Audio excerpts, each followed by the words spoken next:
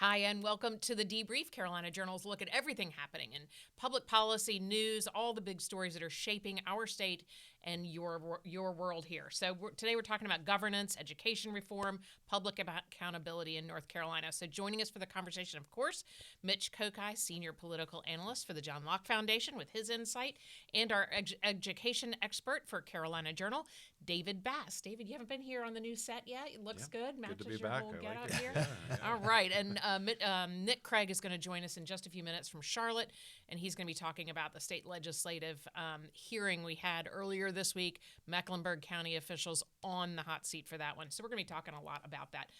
Let's start with constitutional fight that you're seeing. It could redefine executive authority. This is Governor Josh Stein's appeal over judiciary appointment powers. Tell me what you think. Right. Remember, there are several different cases that have pitted the governor against legislative leaders over some changes in the governor's powers. There was a suit that dealt with several boards and appointments and some changes there.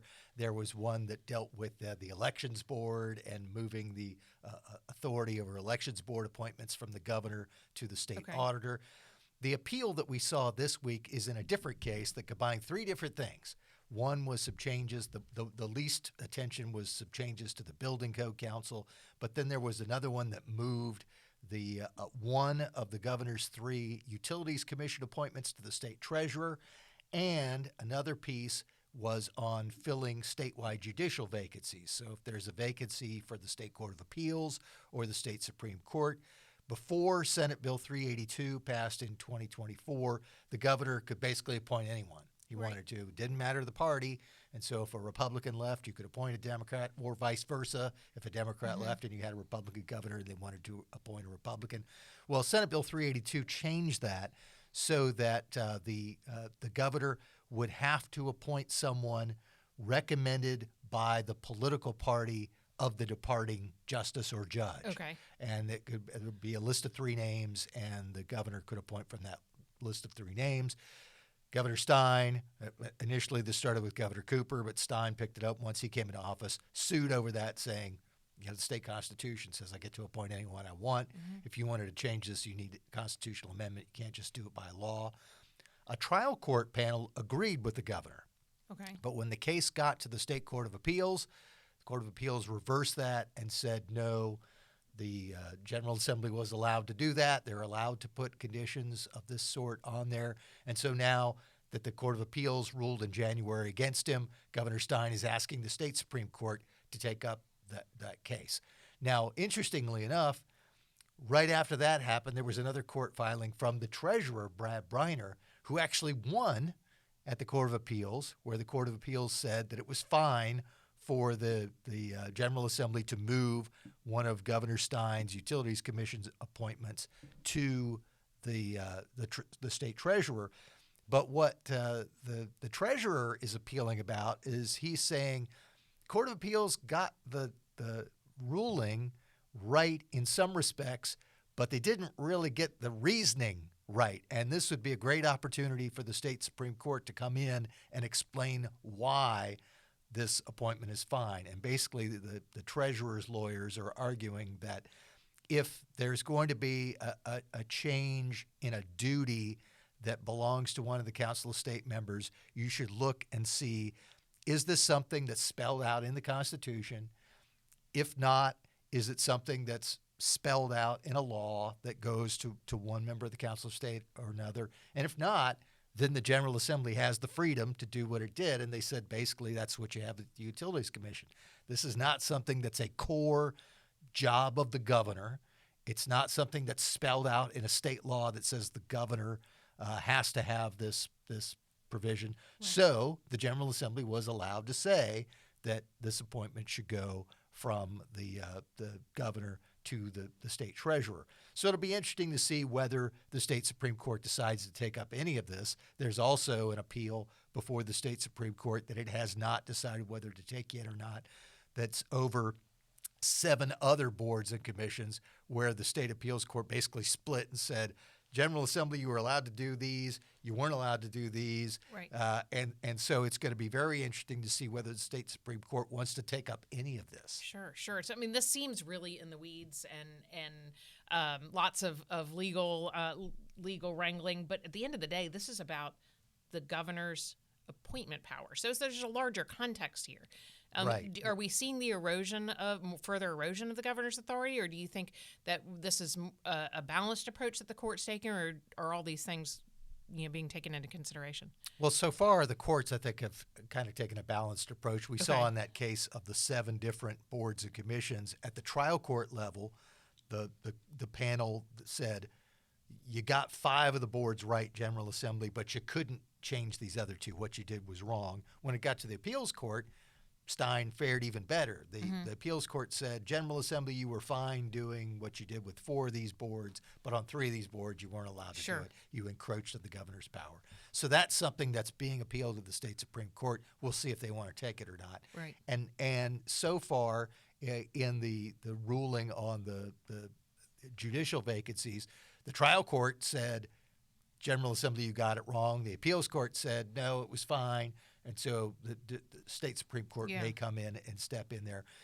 We are seeing a concerted effort on behalf of the General Assembly to take some power that the governor has had and disperse it to other members of the Council of State.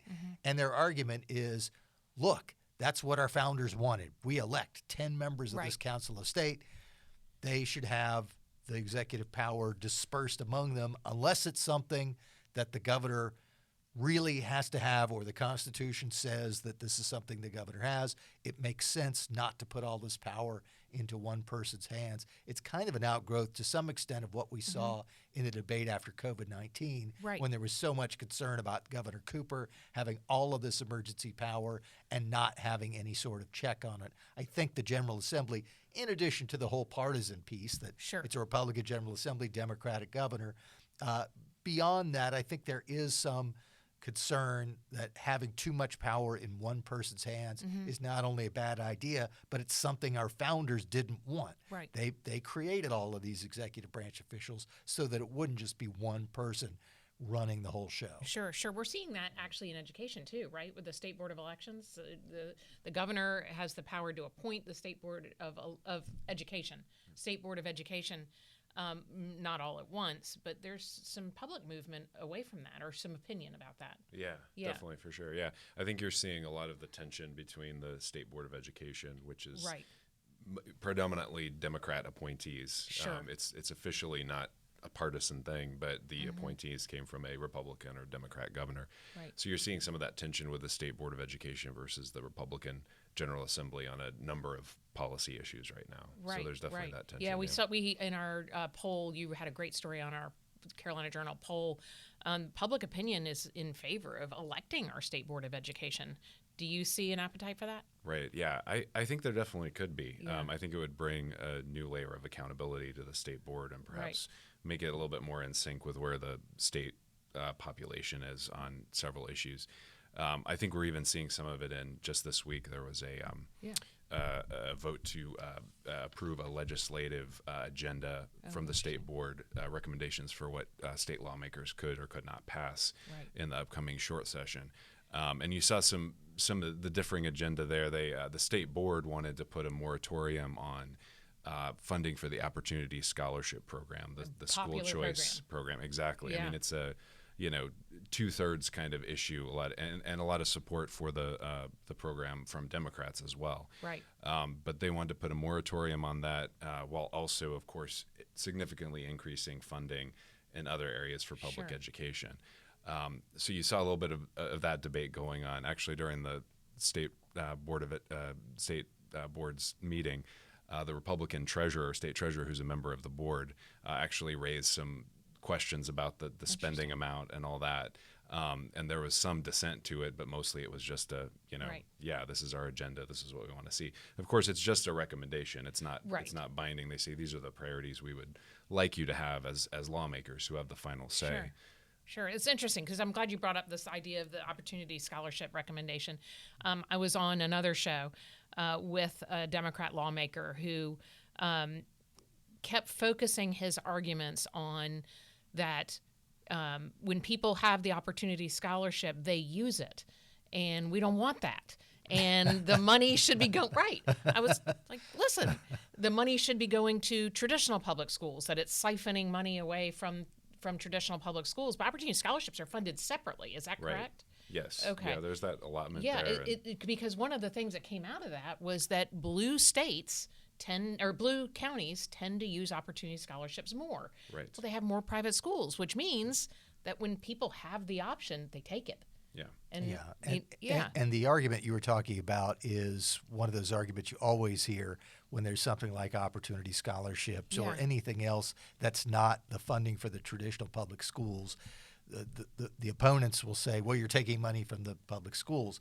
They ignore the fact that the funding for the traditional public schools is also still going up. Right. It's not as if they're taking money away from the public schools and they have less money. They're putting money into both. They're still getting more money, while there's also this opportunity scholarship program. Sure. What the advocates for the traditional district schools want is for you to take all of that money for the opportunity scholarship program and throw that into the traditional public schools beyond the increase you were already going to give them. Right. That's what they really want. And then after that, you can bet that they will ask for even more money because it will never be enough to satisfy them. Right, because we need some changes. I mean, we were talking this week about changes to the math standards. So that's a good example, the DPI's math standards. Yeah, correct. There was a legislative meeting this week where some representatives from DPI came and presented to lawmakers on this idea of revising the math standards for state public school students. They wanted to stick with, there's a requirement of 4 credit hours for math in high school. They wanted to stick with that. But they wanted to potentially mix it up a little bit more, where there were some more opportunities for students to take electives instead of just a set course of study. And I think it kind of ties in with the idea, too, of we've been hearing a lot about career and technical education right now, kind of vocational education, even in high school. So for students in high school who are thinking about moving into a CTE program or more of a vocational track, some of these math electives would kind of align with that. That's amazing. So going into, I want to go into nursing. There could be something specifically in the math elective that's more aligned for that. And there's different types of math that you might be looking at for nursing versus something else. So freeing up and giving some more flexibility with that. And ultimately, it again is the standards would be reviewed and approved by the State Board of Education. Lawmakers are being informed about it.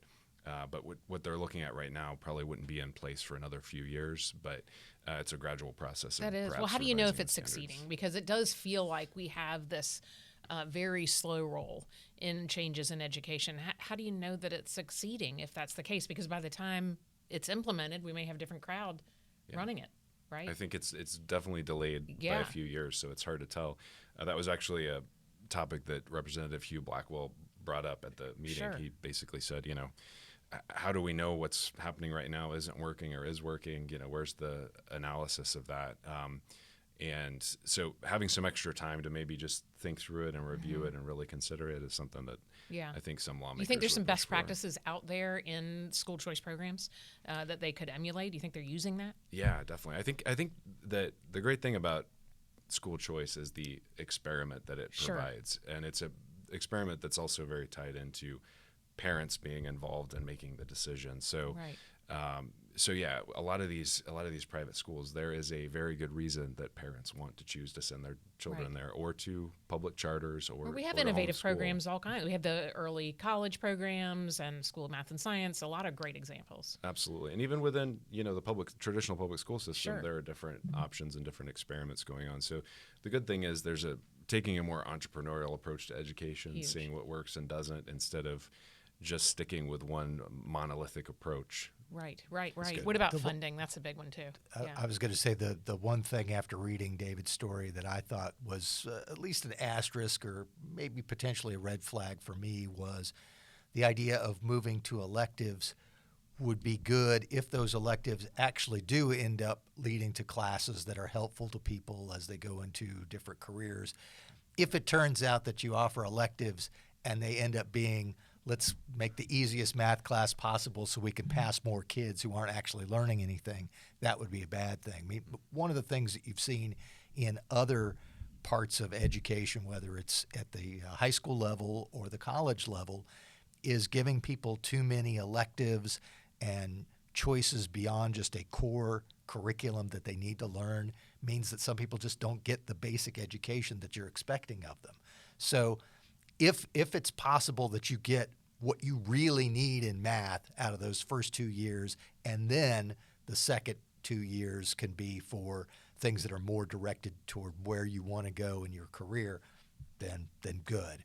But if it turns out that you're going to give people electives and it's going to be the math of comic books or something bizarre like that, right? Then we need high-level math and computer. Yes. So I mean, if they're going to be electives, but that actually make people learn, that make them use their brains, build on their math skills, great. If it's going to be a way to help the schools pass more kids without teaching them anything, right, that's going to be something you'll have to watch. That's a challenge. What about teacher training? You think that we're ready to train teachers at a higher level like that? Yeah, that's a good point. I mean, if we're delving into some more specific electives that have varying degrees of complexity and whatnot, that does present another challenge with it. Yeah, Are the I like the teachers idea ready? of bringing folks in from the general economy, the marketplace, some experts from outside the school, perhaps, that could bring in additional expertise. Yeah, and that's always been one of the things about when you're having teachers. How important is it to have this teacher training versus training in the actual discipline you're trying to teach? Right. So, I mean, I think it's generally thought that having someone who is knowledgeable in math, teaching a math class, is better than having a person who's knowledgeable in teaching a math class. Well, especially for kids who are operating at that level. They probably need less teacher training than they do math training. Right. Yeah, that's very interesting. All right, we're going to get to one of the most heated exchanges I've seen in the General Assembly here in a very long time. At the legislature this week, lawmakers confronted Mecklenburg County officials over crime in the state, increasing crime in the state, and jail deaths. Nick Craig, host of the Carolina Journal News Hour, joins us now. He was covering that story, listening in. Nick, what'd you say? Well, Donna, it was a very lengthy hearing in Raleigh on Monday, including a lunch break. Nevertheless, the hearing ran about close to almost 6 hours, including those officials from Mecklenburg County and the city of Charlotte. The big clips that folks have seen all over social media over the past couple of days all revolve around Mecklenburg County Sheriff Gary McFadden, who for quite some time has been at odds with the legislature, particularly dealing with immigration and customs enforcement. A couple of times over the last few years, lawmakers have changed and then changed again legislation forcing all 100 sheriffs across the state of North Carolina to comply with ICE detainers. The Mecklenburg County Sheriff has continued to skirt around that state law, claiming he doesn't think it's constitutional. And so that really pitted him against lawmakers well before this hearing started. And Donna, as many folks have probably seen, once it did begin right off the races, it was a very contentious hearing between McFadden and state lawmakers. I'll note Republicans and Democrats. Sure. One of the things that really jumped out at me and got a lot of fire online was Gary McFadden not being able to identify what branch of government he works for. Yeah, he was asked what seemed like a pretty easy question. How many branches of government are there? He could not define that, incorrectly stated that he was a member of the judicial branch here in North Carolina. And while that's a funny viral clip, Donna, and it obviously exploded on social media, watching the entire hearing, I found it very frustrating and concerning that the sheriff, who's the top law enforcement man in Mecklenburg County, which hosts the city of Charlotte, the largest city here across North Carolina, seemingly could not answer any questions about protocol that are followed within the sheriff's department. You mentioned in the open 21 jail deaths under his watch since the year 2018, and he continued to hide behind a petition that was filed by 5 Democrats in Mecklenburg County, including 2 of his former chief deputy sheriffs, that would be the number 2 in the sheriff's department, and State Representative Carla Cunningham. He used that to deflect and, unfortunately for lawmakers and the public, not answer any of their questions. Sure. What does this tell you about like accountability problems, transparency? I mean, this is a serious business going on in Mecklenburg County right now. It is a serious business, and unfortunately, it was back in late summer of last year that Mecklenburg County, the city of Charlotte, was plastered on newspapers, TV stations all across the globe due to the horrific and tragic murder of Irina Zarutska aboard the Charlotte light rail. Lawmakers from Charlotte and Mecklenburg County were asked in front of this committee on Monday to discuss what they are doing about this. And Donna, I want to note that while there was a bunch of officials there, including, as we mentioned, the sheriff and the police chief, the only time that things got contentious were between McFadden and the General Assembly. The Charlotte mayor, Vi Lyles, their relatively new police chief, who actually came from the city of Raleigh, they all had pleasant conversations with lawmakers. And one of the things that we have over in our article at carolinajournal.com is the district attorney, and Spencer Merriweather was invited back to the legislature and was asked by lawmakers to come back and help them continue to craft legislation so that his office can work efficiently and effectively for the taxpayers in Mecklenburg County. Sure. What do you think? That's encouraging, right? That is encouraging. To me, the most interesting thing that's not particularly substantive, but I think probably looked poorly for Gary McFadden, was just the way he showed up to this meeting. Right. That some of us are old enough to remember Oliver North, and when he was called before the Iran-Contra hearing, he had not worn a military uniform for years, but he showed up in the military uniform just to show that he was a patriot. And I got the impression that Gary McFadden was trying to show what a guy he was and what a powerful person he was by wearing this 4-star outfit that made him look like a Banana Republic dictator.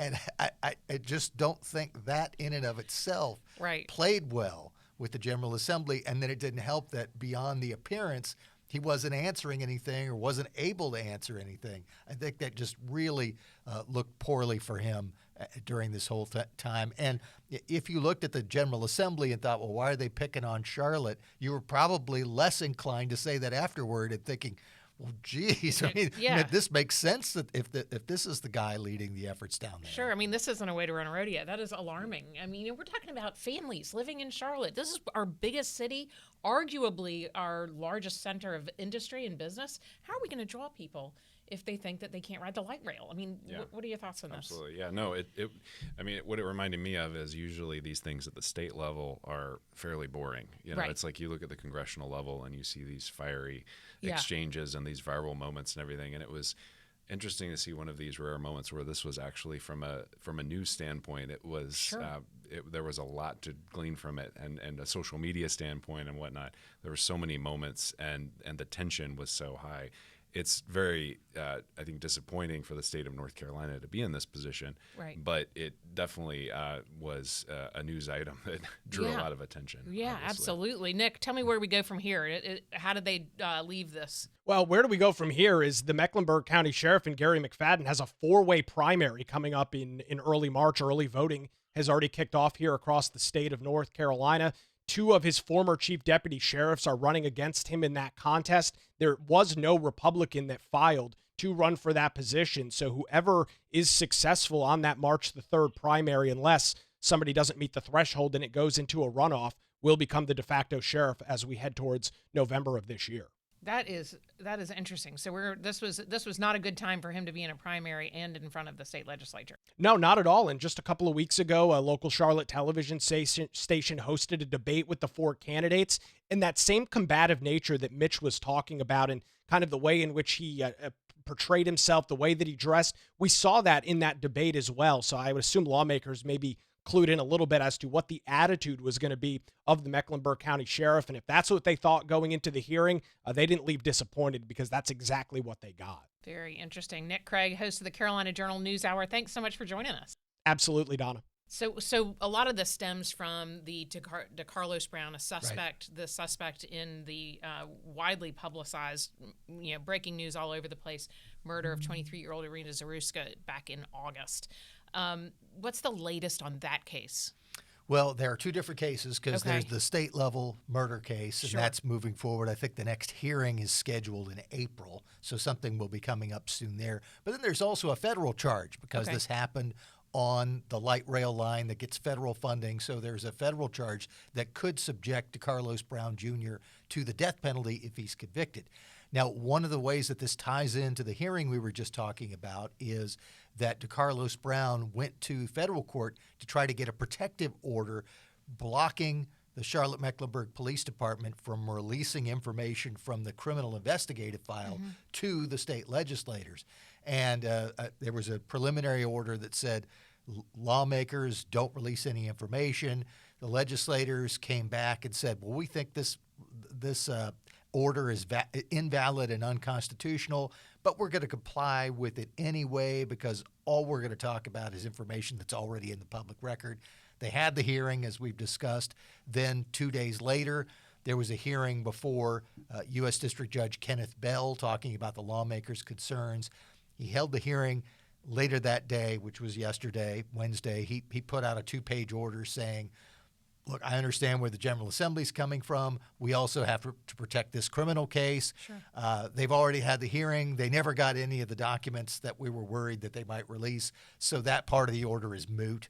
The General Assembly shouldn't have to worry about it. But CMPD and the DA and anyone else who has this criminal investigative file, they still can't release it to anyone beyond what's already been allowed, which I believe the only parties that have been allowed to see this file are Irina Zarutska's family and their lawyers. Other than that, the information remains shielded because there is ongoing criminal work both at the state level and the federal level involving DeCarlos Brown Jr. Sure.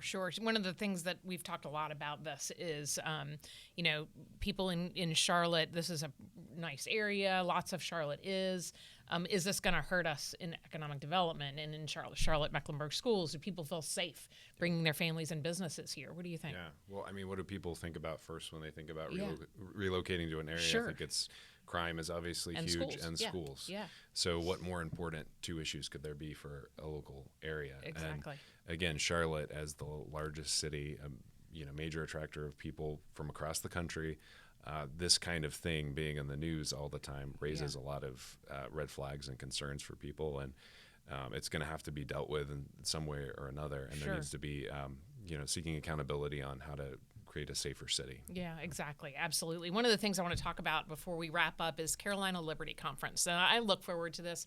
The John Locke Foundation does this every couple of years, and it's a chance for me to get together with folks who are really interested in public policy, really interested in promoting free market values and things that are, pro-liberty, small government, lower taxes, school choice, helping North Carolinians self-actualize. And I like being in the same room with hundreds of other people who feel that way. That's coming up on February 27th and 28th. You can register on johnlocke.org. And please join us because we're all going to be talking about it. We'll be there. We'd love to see you in person.